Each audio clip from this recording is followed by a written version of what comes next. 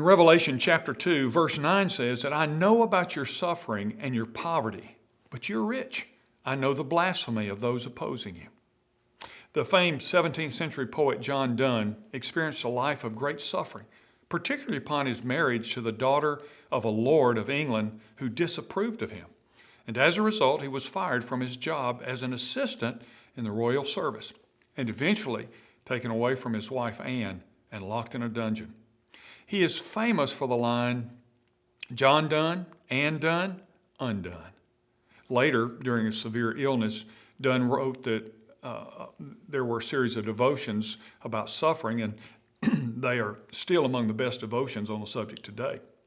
And one of these devotions on suffering, he considers this parallel, and that is the sickness that kept him in bed also forced him to keep his eyes on God and consider his spiritual condition. It's true, isn't it? John Donne learned firsthand that suffering always gets our attention, and it forces us to focus on God rather than ignoring God.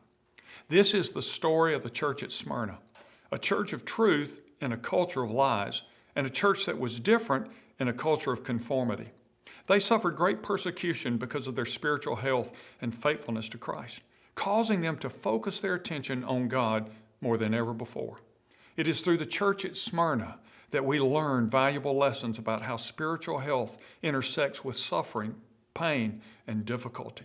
So if you're suffering right now, ask God to teach you what He wants you to know and how He expects you to grow through this season of suffering.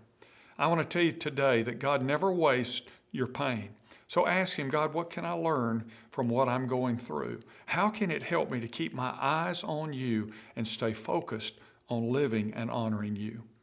I'm Ray Jones, and that's another hard truth for your day.